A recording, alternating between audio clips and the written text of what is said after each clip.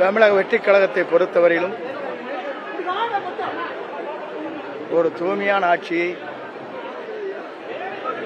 மக்கள் வியக்கத்தக்க ஆட்சி, இளைஞர்களாலும் மகளிர்களாலும் 10 வயதுக்கு மேலே இருக்கிற குழந்தைகளாலும் ஒரு மாற்றங்கள் வேண்டும் என்று விரும்பிய அடிப்படையில் ஒரு சிறந்த ஆட்சியை தருவதற்கு இந்தியாவிலே முதல் முறையாக ஓட்டுக்கு பணம் தருவதை வீழ்த்தி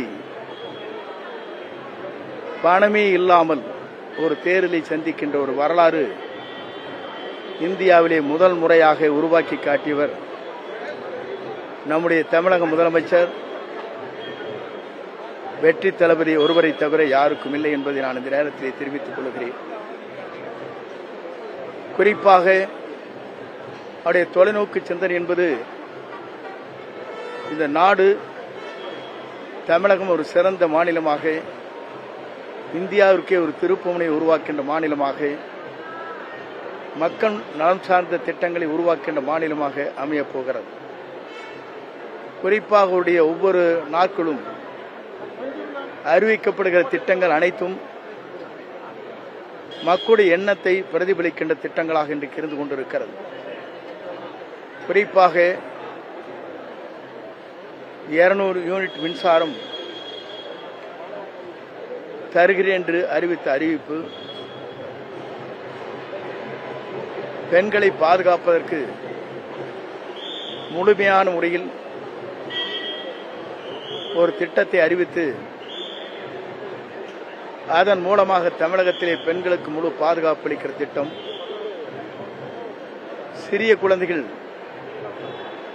போதையிலே அடிமையாகக்கூடாது என்ற முறையில் அதை பாதுகாக்கிற திட்டம், எல்லோரும் விரும்பியதைப் போல ஆலயங்கள், பள்ளிகள், பேருந்து நிலையங்களில் இருக்கிற மதுக்கடையில் அகற்றுதல் போன்ற பல்வேறு திட்டங்களை நீங்கள் கூர்ந்து கவனிக்கின்ற போது நாளொரு மேனியும் பொழுதுமாக மக்களுடைய நலப்பணிகளை, எண்ணங்களை பிரதிபலிக்கிற திட்டங்களாக இன்றைக்கு தெரிந்து கொண்டிருக்கிறது.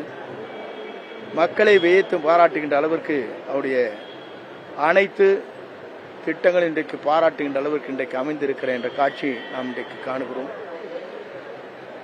ஒரு நல்லாட்சியை தருவதற்கு, சிறந்த ஆட்சியை தருவதற்கு, இனி எதிர்காலத்தில் தமிழகத்தின் நிரந்தர முதலமைச்சர் என்ற வரலாற்றை படைக்கின்ற தலைவராக நம்முடைய தமிழக முதலமைச்சர், நம்முடைய வெற்றி தளபதி ஒருவரால் தான் முடியுமே தவிர எவராலும் முடியாது என்ற வரலாறு இனி படைக்கப்படும் என்பதை மகிழ்ச்சியோடு நான் தெரிவித்துக் கொள்கிறேன்.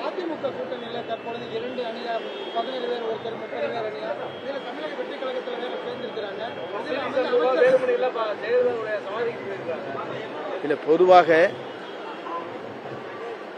மக்களை நேசிக்கின்றவர்கள், தலைவரை நேசிக்கின்றவர்கள், தலைவர் மீதும் மக்கள் மீதும் அக்கறை இல்லாதவர்களுக்குத்தான் இந்த சரிவு இப்போது ஏற்பட்டிருக்கிறது.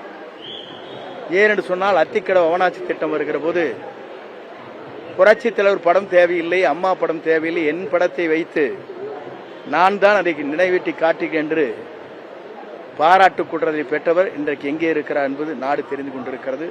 இன்றைக்கும் என்னுடைய படம், என்னுடைய பாக்கெட்டிலே அம்மா படம் தான் இருக்கிறது. அம்மா படமே வேண்டாம், தலைவர் படமே வேண்டாம், என் படம் இருந்தால் போதும் என்று எண்ணிய கனவு இன்றைக்கு தூள்தலாக்கப்பட்டிருக்கிறது. ஏனென்று சொன்னால் அவருடைய ஆத்மா இன்றைக்கு தண்டனை கொடுத்துக் கொண்டிருக்கிறது என்பதை நாடு அறிந்து கொண்டிருக்கிறது.